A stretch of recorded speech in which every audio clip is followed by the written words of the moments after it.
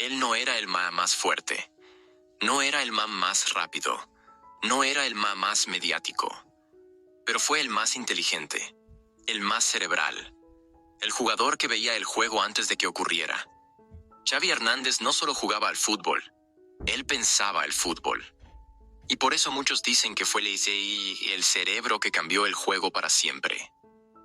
Pero para entender cómo llegó a ese estatus casi sagrado, necesitamos volver atrás. Volver al principio, cuando todo comenzó. Xavi nació en Terrassa, en Cataluña, en 1980. Con solo 11 años, entró en la Masía, la legendaria cantera del FC Barcelona. Y fue ahí donde todo empezó a tomar forma. Desde pequeño entendía el espacio en el campo como pocos. En los primeros años, era una sombra de Pep Guardiola, que aún era el dueño del mediocampo del equipo. Pero Xavi no lo veía como un problema. Lo veía como un aprendizaje.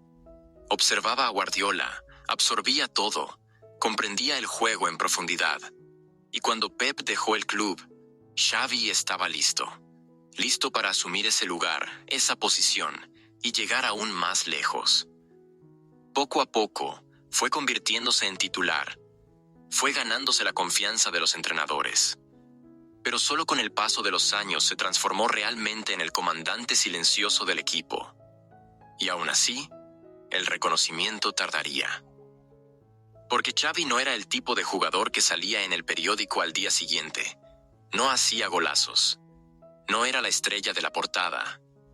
Pero era él quien hacía que todo funcionara.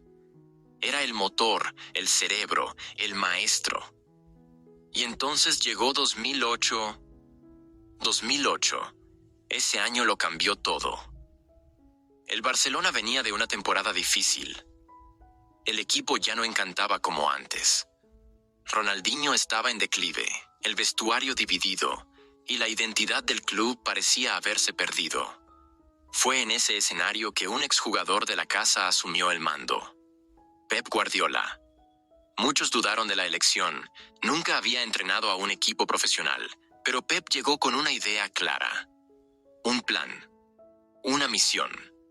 Rescatar la esencia del fútbol del Barça. El juego de posesión, de toques cortos, de inteligencia. Y para eso, necesitaba a alguien. Alguien que entendiera ese juego como pocos. Alguien que fuera el cerebro del equipo. Ese alguien era Xavi.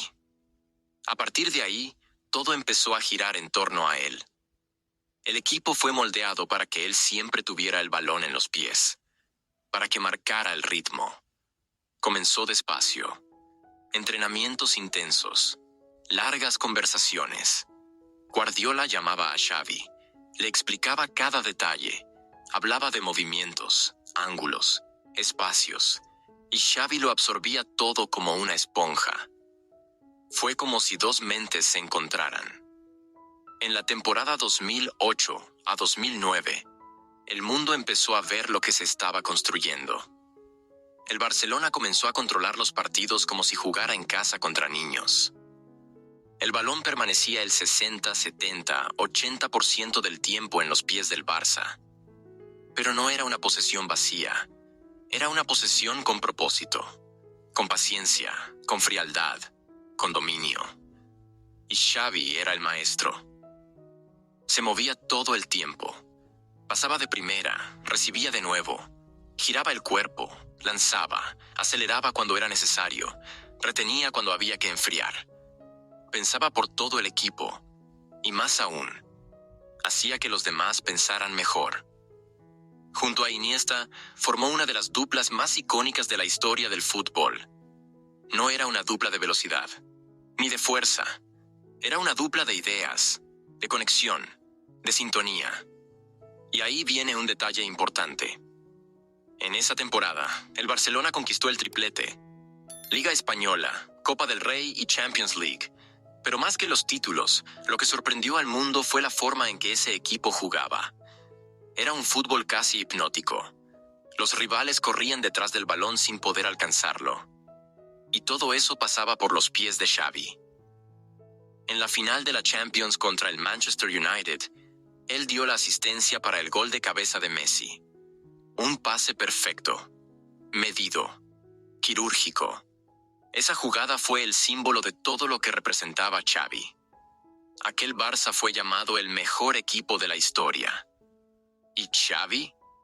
Empezó a ser llamado el cerebro del fútbol moderno. Mientras el mundo entero se rendía ante el Barcelona de Guardiola, Xavi estaba a punto de vivir algo aún mayor, pero ahora con la camiseta de la selección. España, hasta entonces, era conocida como una selección que siempre tuvo buenos jugadores, pero que nunca lograba transformar el talento en títulos. Siempre se quedaba a las puertas, siempre decepcionaba en las grandes competiciones. En la selección. Un año después llegó la Copa del Mundo de 2010, en Sudáfrica, y España llegaba como favorita. Pero ahora, la responsabilidad era otra. Había que demostrar que ese estilo de juego podía ganar incluso el torneo más importante de todos. Y eso fue exactamente lo que hicieron. Pero no fue fácil. La selección perdió en el debut, 1-0 ante Suiza. El mundo ya empezaba a dudar. Ese fútbol de toque no sirve para un mundial, decían. Pero Xavi y compañía sabían que estaban en el camino correcto, y siguieron firmes con su idea. Pases cortos, dominio del mediocampo, paciencia. Poco a poco, fueron derribando a cada rival, y España se convirtió en campeona del mundo por primera vez. Xavi corrió por todo el campo ese día, como siempre, sin parar. Tocó el balón 91 veces. Solo falló 7 pases, un número absurdo. En el mayor escenario del fútbol fue, una vez más, el cerebro invisible que hizo que todo funcionara. Pero no terminó ahí. 2 años después, en 2012, llegó otro capítulo de esa era dorada. Otra Eurocopa. Y esta vez, España estaba aún más madura, más segura, más dominante. Y claro, con Xavi comandando el mediocampo. 3 títulos seguidos: Euro 2008, Mundial 2010, Euro 2012. Algo que ninguna selección había logrado antes. Y con un detalle: jugando bonito. Jugando con estilo, jugando con inteligencia. Todo eso con Xavi como el corazón y el cerebro de esa máquina. Con la selección ya en la cima, Xavi seguía su camino en el Barcelona, que también vivía el mejor momento de su historia. El ciclo de Guardiola comenzaba a cerrarse, pero el estilo de juego, con Xavi en el centro, se mantenía inquebrantable. El Barcelona seguía siendo dominante, pero la presión aumentaba cada temporada. El fútbol había cambiado. Los rivales comenzaban a adaptarse al estilo del equipo catalán y surgían nuevos desafíos. Pero Xavi, siempre adelantado, seguía marcando el ritmo. Durante la temporada 2012 a 2013, con la salida de Guardiola, el Barcelona seguía siendo fuerte. Pero la llegada de Tito Vilanova y luego de Gerardo Martino hizo que el equipo pasara por cambios. Sin embargo, Xavi seguía siendo la referencia. Era él quien daba equilibrio al equipo, quien mantenía el control del juego en los momentos de presión. Incluso con la llegada de nuevas estrellas, como Neymar, y la renovación del equipo, Xavi seguía siendo el líder silencioso que conducía el juego. Pero como pasa con todas las grandes leyendas, el tiempo pasó. Xavi comenzó a sentir el peso de los años. Los desafíos físicos comenzaron a aparecer. La velocidad y el ritmo del juego, que siempre controló con maestría, ya no estaban al mismo nivel. Aún así, seguía siendo uno de los mejores mediocampistas del mundo, con pases increíbles y una lectura de juego única. En la temporada 2014 a 2015, Xavi fue el capitán del Barcelona, pero el club ya estaba en una fase de transición. La llegada de Luis Enrique al mando del equipo trajo un cambio de dinámica, donde el Barcelona, ahora con Messi, Suárez y Neymar en el ataque, comenzaba a enfocarse en un estilo de juego más rápido, más directo. Aún así, Xavi no perdió su importancia. Durante ese año tuvo momentos brillantes, pero su participación se volvió más puntual, más estratégica. Fue en 2015, tras otra temporada victoriosa con la Champions League, la Liga y la Copa del Rey, que Xavi anunció su despedida del Barcelona. Había alcanzado todo lo que un jugador podía conquistar en el club, pero ahora el desafío era otro: Qatar, donde se uniría al Al-Sadd para continuar su carrera. Esa decisión fue una mezcla de sentimientos. Era el fin de una era, pero también el comienzo de una nueva etapa. Dejó el Barcelona con la sensación de misión cumplida, tras 17 años de dedicación y logros. Y su despedida del Camp Nou fue emocionante. Aplaudido por todos, recibió un homenaje inolvidable, con los aficionados del Barça reconociendo la grandeza de su trayectoria.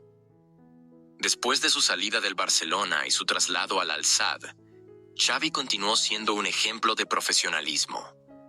Aunque su carrera en la Liga Qatarí fue más tranquila y sin el mismo brillo mediático, siguió dedicándose al fútbol, transmitiendo sus conocimientos a los más jóvenes y ayudando a elevar el nivel del fútbol en esa región. Y ese es el legado de Xavi. No solo transformó el fútbol con su visión única del juego, sino que también creó una escuela. La forma de ver el juego y de jugar al fútbol que él mostró se esparció por todo el mundo.